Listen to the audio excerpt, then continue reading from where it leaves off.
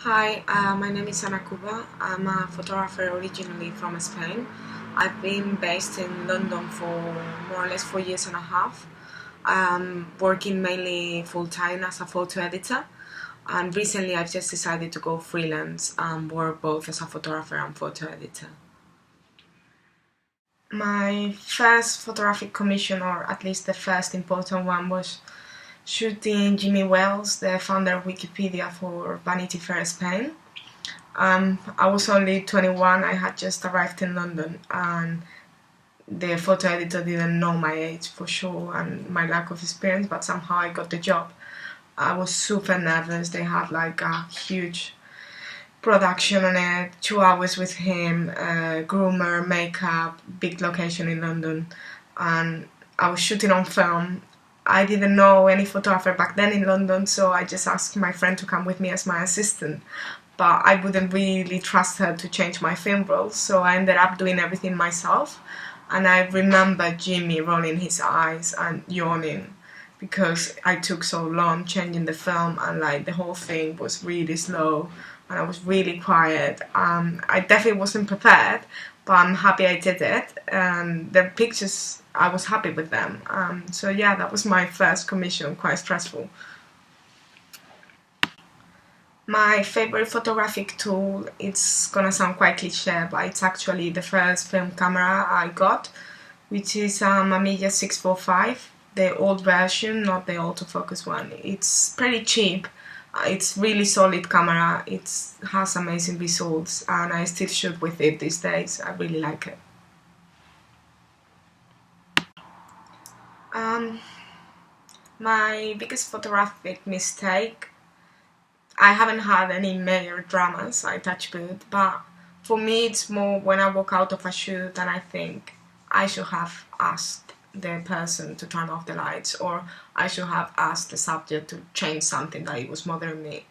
Basically, it's the fact that like sometimes I regret not having tried a few things that were like crossing my mind in the moment, and like for X reason I didn't pursue them.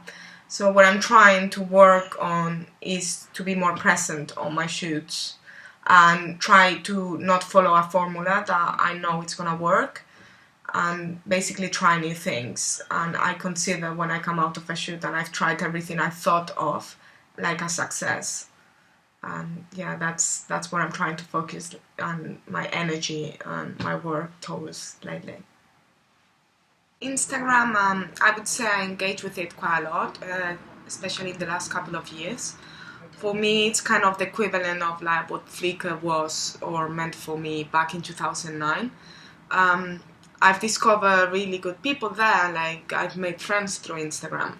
The way I engage with it, it's more, I try to keep a balance between like personal stuff that I post and like my commissions, so it doesn't feel like I'm selling something all the time, which I think it's nice because like I don't really enjoy accounts who are just like self-promotion. Um, Regarding like what I think of Instagram, like I wouldn't go to Instagram to discover new photographers as a photo editor. I'd rather go to like photography websites and blogs. I find it really useful for me as a photographer to check what's going on these days on visual culture, and yeah, that's how I engage with it.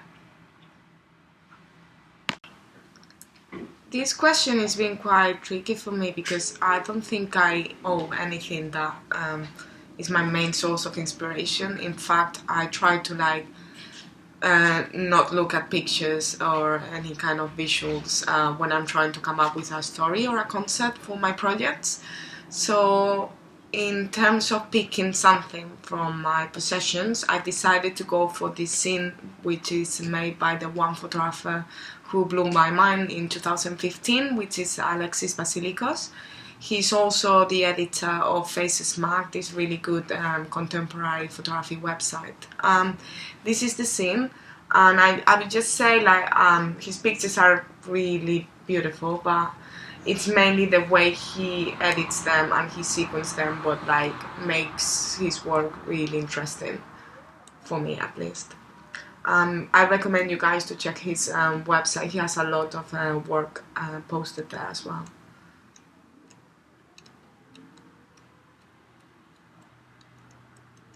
that's it.